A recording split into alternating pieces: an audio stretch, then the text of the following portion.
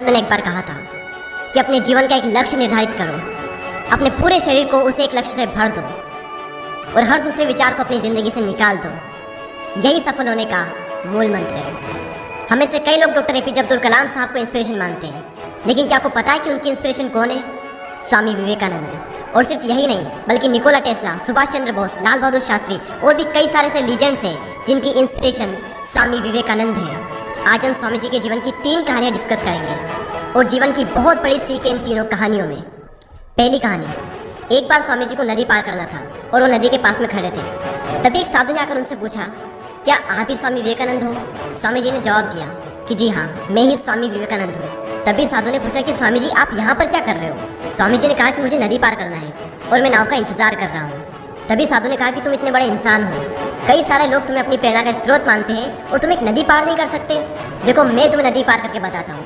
तभी उस साधु ने पानी पर चल करके उस नदी को पार किया और फिर से पानी पर चल करके स्वामी जी के पास लौट कर आए और बोले कि देखो मेरे पास इतनी शक्तियाँ, मेरे पास इतना टैलेंट है, मेरे पास इतना ज्ञान है, उसके बावजूद भी मुझे कोई नहीं जानता।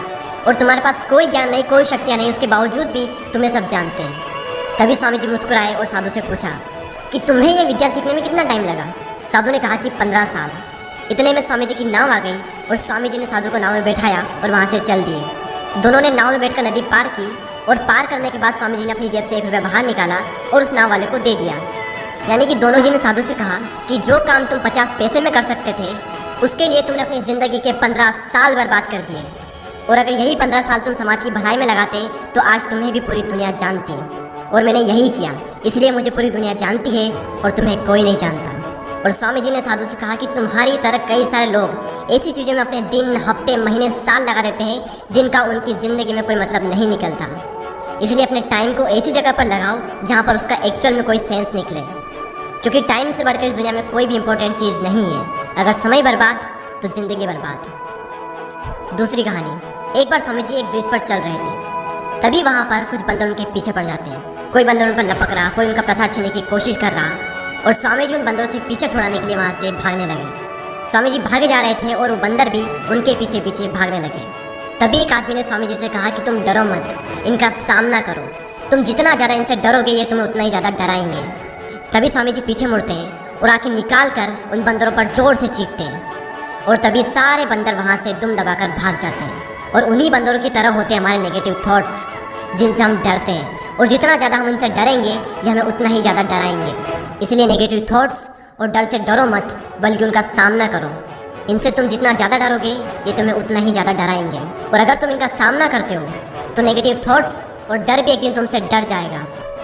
एक बार स्वामी जी उनके गुरु श्री रामकृष्ण परमहंस के साथ कहीं जा रहे थे। तभी रास्ते में उन्हें एक आदमी मिला जो पत्थर पर कुछ बना रहा था।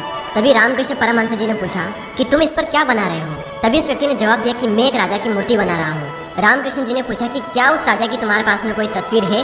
तभी उस मूर्तिकार ने कहा कि नहीं, मेरे पास उनकी कोई तस्वीर नहीं है। तभी रामकृष्ण जी बोले कि अगर तुम्हारे पास उनकी कोई तस्वीर नहीं है तो फिर तुम उनकी मूर्ति कैसे बना सकते हो?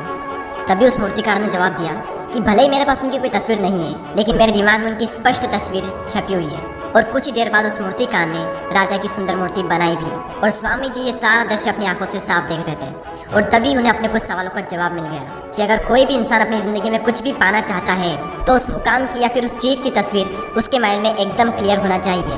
तो दोस्तों उम्मीद करता हूँ कि आपको ये तीनों कहानियाँ पसंद आई होगी। इसी तरह के और भी वीडियोज़ को देखने के लिए सब्सक्राइब कर